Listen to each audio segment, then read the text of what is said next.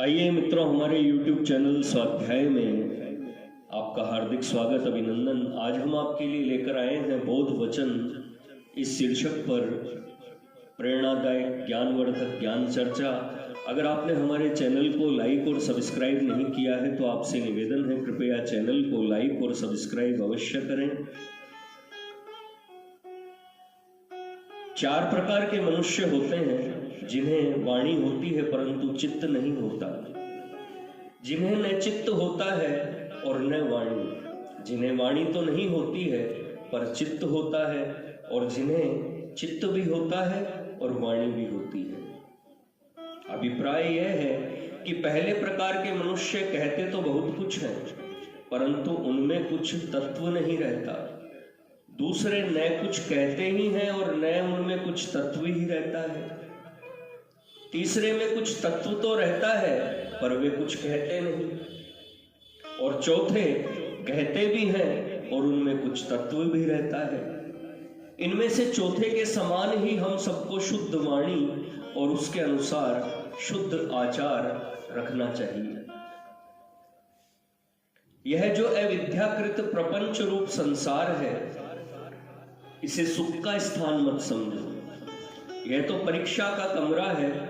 जो तुम्हारे ऊपर क्रोधित हो उसे अपना कृपा पात्र समझो।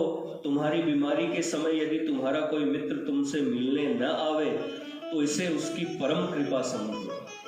जो तुम्हारी सेवा में लगे हो उन्हें तत्वतः मित्र न समझो, क्योंकि सेवा के द्वारा वे तुम्हारे जप तप के भागी बनते हैं।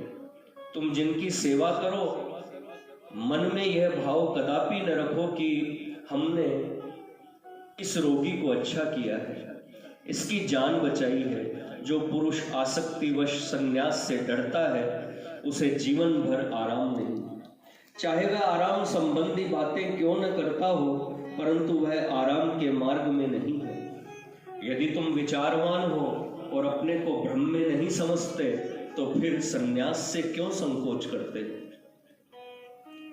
यदि तुमने सुंदरी रमणियों के साथ क्रीड़ा की, संतान उत्पन्न किए, नाना प्रकार की उपाधियों से विभूषित हो, तीनों लोक में यश प्राप्त किया, प्राणायाम किया, तीर्थ व्रत किए, मंत्र जप किया, ब्राह्मण और देवताओं को परितृप्त किया, स्वर्ग और पृथ्वी का राज्य किया, यह सब किया तो क्या? यदि ब्रह्म साक्षात्कार न किया तो कुछ भी न किया। बात करते समय जो बात कर रहा है उसकी ओर ध्यान दो।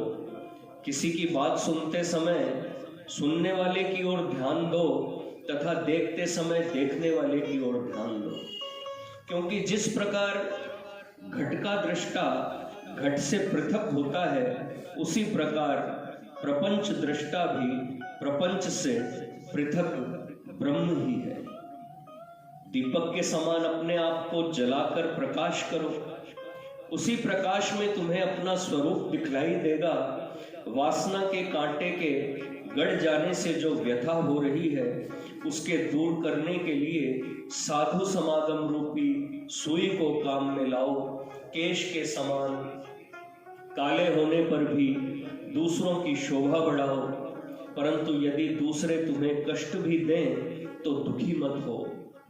दान देने से यदि विपत्ति भी आवे तो वह प्रशंसनीय और उत्तम है, अतः दान से संताप नहीं मानना चाहिए। दान, तप, शम, दम, लज्जा, दया और सरलता, ये 7 गुण ऐसे हैं जो मनुष्य को उत्तम लोक में ले जाते हैं। इनके विपरीत चलने से जीवन महाभयप्रद अवस्था में पहुंचता है। सत्य, लोभ, काम, समता, गर्व, कपट और प्रीति यह छिपाए नहीं छिपते। दानशीलता, भगवज्जन, मन स्फुरण तथा संतों के निश्चय का अवसान नहीं है। जो इनकी सीमा का पता लगाने गए वह फिर न लौटे। संतों की सेवा से नम्रता, उदारता और चित्त शांति, यह 3 प्रकार के लाभ होते हैं। संतों में पाप बुद्धि रखना, उनकी संगति पसंद न करना, उनके वचनों में अविश्वास करना, उनकी सामर्थ्य को न जानना, तथा उनका दोष देखा करना यह ईश्वर के कोप का लक्षण है।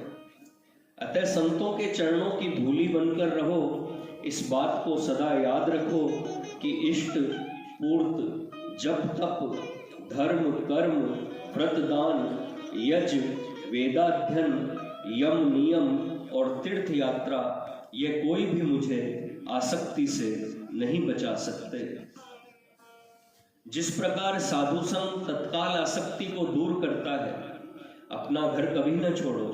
यदि अपने स्थान में बैठे रहोगे तो शेर भी वहां आने से डरेंगे, परंतु बाहर जाओगे तो कुत्ते भी तुम्हारे ऊपर टूट पड़ेंगे। नाना प्रकार की वासना रूपी नक्र मक्र से भरे हुए माया के समुद्र को पार करने वाले पुरुष का ही जन्म सार्थक कहा जा सकता है। भक्त को भगवान के पास जाने के रास्ते में माया के 4 समुद्र हैं। सांसारिक पुरुषों की संगति से निंदा स्तुति का विस्तार पहला समुद्र है। इससे तरने के लिए विषयों से वैराग्य और गुरु में श्रद्धा ही सुदृढ़ जहाज है। विषयरत पुरुषों की प्रशंसा दूसरा समुद्र है। एकांतवास रूपी नौका से इसे पार करना चाहिए। भोगों की तृष्णा रूपी तीसरा समुद्र है। सदा मृत्यु की स्मृति रूप बेड़े पर चढ़ इसे पार करो। अति लोभ तथा लोक लाज चौथा समुद्र है। संतोष रूपी डोंगी से इसको पार करना चाहिए। तुम माया रूपी समुद्र के पार होते ही आनंद लोक में जा पहुंचोगे। स्त्री पुत्र धन पशु नौकर घर तथा बंधु वर्गों की वृद्धि के लिए जिस शरीर को पोस रहे हो वह सूखे वृक्ष के समान मरण काल में शक्ति शून्य हो जाएगा। फिर इस अनित्य वस्तु में इतनी आसक्ति क्यों? सत्पुरुषों की संगति, दूसरे के गुणों में प्रेम, गुरु के सामने नम्रता, लोक निंदा का भय, मन को वश में करने की सामर्थ्य तथा शंकर में भक्ति, यह सज्जनों के गुण हैं। इस जीवन के असली मित्र श्वास प्रश्वास है। असली साथी शुभ कर्म है। शमशान ही वैराग्य है। अपना शरीर ही माया है। संतों के वचन ही उद्धारक हैं। मृत्यु ही उपदेष्टा है। भगवत जन तथा गुरु सेवा ही यथार्थ कर्म है। इन पर नहीं चलोगे तो फिर नरक में ही ठिकाना लगेगा।